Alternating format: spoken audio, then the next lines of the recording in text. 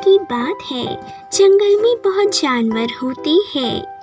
उनमें से कौवा और हिरन दोनों बहुत ही अच्छे दोस्त होते हैं।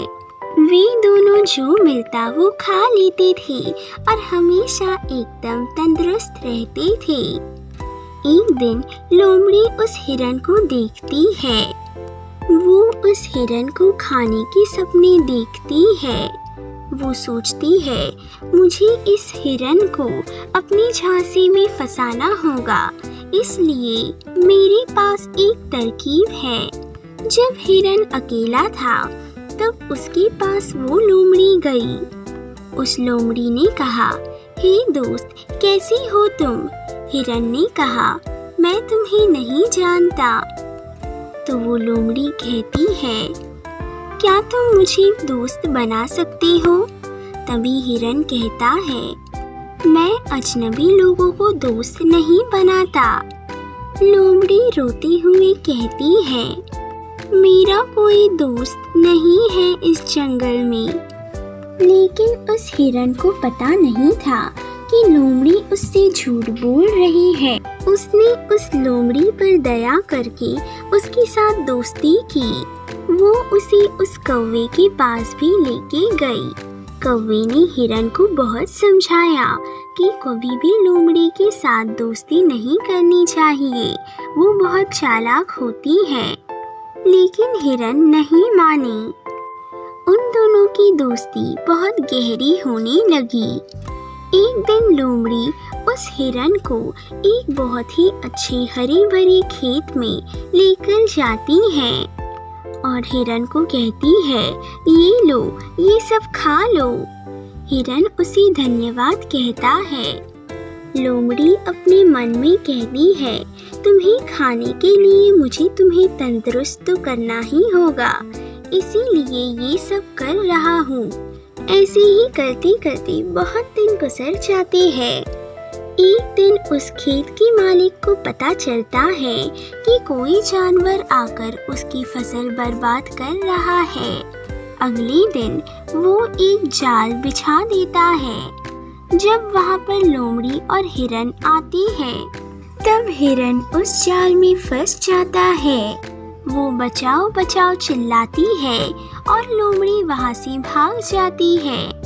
उसकी आवाज़ सुनकर कौवा उसके पास आया। हिरन ने कहा, कौवा, मुझे बचा लो, लोमड़ी मुझे इस हालत में छोड़कर भाग गई। कौवे ने कहा, मैंने तुम्हें बताया था उससे दोस्ती मत करना। अब एक काम करो, तुम मरने का ढोंग करो और मैं तुम्हारी पैर को चोंच मारता हूँ, जिससे उस किसान को लगे कि तुम मर गए हो और वो जाल खोल दे। जल्दी करो, किसान आ रहा है। वो खेत का मालिक उधर आ जाता है। उस हिरन को मरते हुए देख वो जाल को खोल देता है। जाल खोलते ही हिरन वहाँ से भाग जाता है। हिरन कौवे का बहुत शुक्रिया करता है। ये सब देखकर लोमड़ी चौंक जाती है और कहती है, मेरे हाथ का शिकार अब चला गया है, अब क्या करूं? तभी फिर कौवा और हिरन बात करते हैं। लोमड़ी ने हिरन को धोखा दिया था, अब हम भी उसे धोखा देंगे। इसलिए कौवा बताता है कि हमें उसे भी इसी तरह उस खेत के मालिक के जाल में फंसाना है। हिरन को ये तरकीब बहुत अच्छी लगती है। कौवा आगे कहता है, वो कौवा कहता है, इसीलिए तुम्हें उस लोमड़ी का दिल जीतना होगा। हिरन और कौवा उस लोमड़ी के घर पर जाते हैं।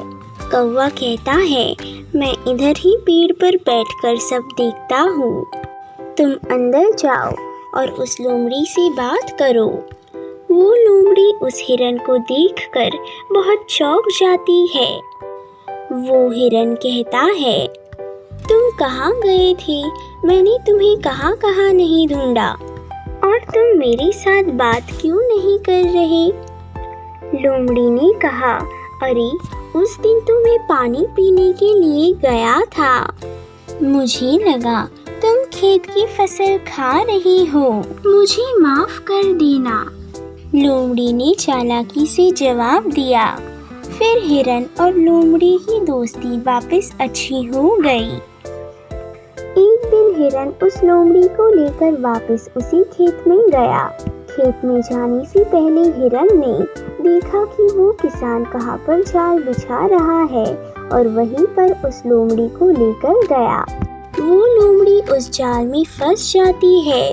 वो बचाओ बचाओ चिल्लाती है। तब हिरन कहता है, तुमने भी मेरे साथ यही किया था, इसकी तुम्हें यही सजा मिलेगी।